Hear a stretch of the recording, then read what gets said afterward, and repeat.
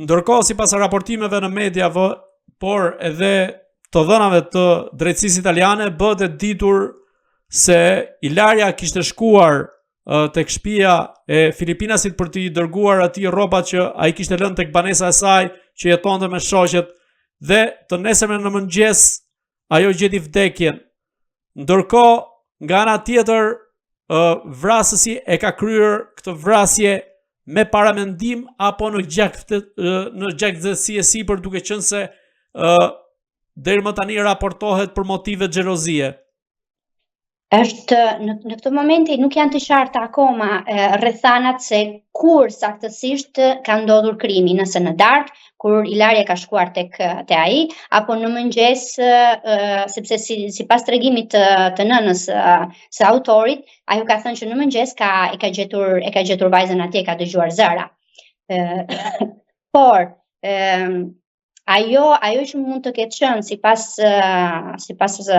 të dhënave që shkruan gjykatësi në ordinancën e vet në konfirmimin e masës së arrestit me burg, është se ajo që ka shtyr djalin të kryej krimin ka qenë një mesazh që Ilaria ka marrë në telefonin e vet prej një djali tjetër. Ilaria i ka pranuar autorit të krimit se ishte regjistruar në një plataformë dhe kjo ka shkaktuar në një farë mënyrë xhelozinë e tij. Por nuk është i vetmi motiv. Raportohet në media se Ilaria ka kërkuar të shohë librezën universitare për të parë provimet që ka dhënë djali. Ai ka refuzuar gjithmonë dhe ky ka qenë edhe një element që ka qenë, më thënë, që ka qenë shkak e diskutimeve midis të dy të rinjve. Përveç këtij elementi dhe xhelozisë, deri tani a ka elemente të tjerë dhe motive të tjera që mund ta kenë shtyr autorin e këtij krimi për të kryer këtë krim të rënd?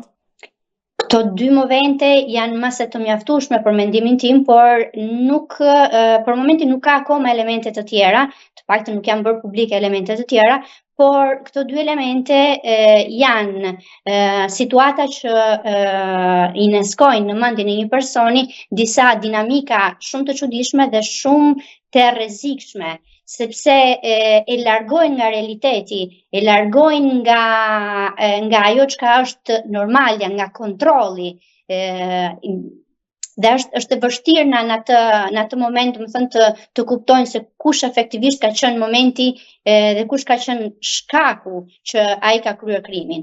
Ajo që unë personalisht dënoj është fakti, më thënë, që ngjarje të tilla nuk mund dhe nuk duhet të ndodhin për motive kaq banale. Një person, një femër nuk mund të humbi jetën për një xhelozi. Nuk mund të pranohet në ditën e sotme një gjë e tillë. Si e komentoni faktin që autori ka ndryshuar dëshminë e tij duke dhënë dhe një version tjetër, sipas së cilës ai e kishte gjetur Ilarian duke folur me një djalë tjetër dhe ajo i kishte kthyer unazën e fejesës dhe aty ai ka kryer edhe krimin e rënd? Këto janë të gjitha, nuk mund të dim për momentin se kush është e vërteta. Vërteta do aqërtohet në gjyshin që do hapet kundër djalit.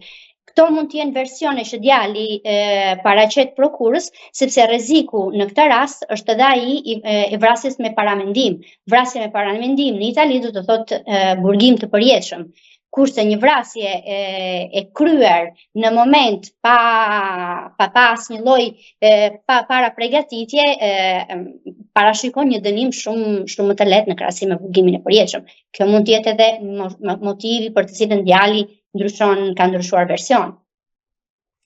Si e komentoni faktin që ai ka shoqëruar edhe babain e Ilarias për të bërë denoncimin në polici më 25 mars që ajo rezultonte e zhdukur, ndërkohë që ky ishte vet autori i këtij krimi të rënd dhe në këtë rast nisur nga referencat e jurisprudencës, me çfarë kategorie vrasësi kemi të bëjmë? Kjo është rrënqethëse, sepse një person që kryen një krim kaq të tmerrshëm, kaq të rënd ndaj një vajze kaq të re dhe arrin të ketë një gjaktësi të tillë, të fshehë gjurmët e krimit të vet, të arrit të shtiret me familjarët e viktimës, është vërtet rrënqethëse. Por Yes. Por gjithsesi këto janë të gjitha elemente që do vlerësohen nga prokura, sepse janë të gjitha elemente që tregojnë një farë aftësie, një farë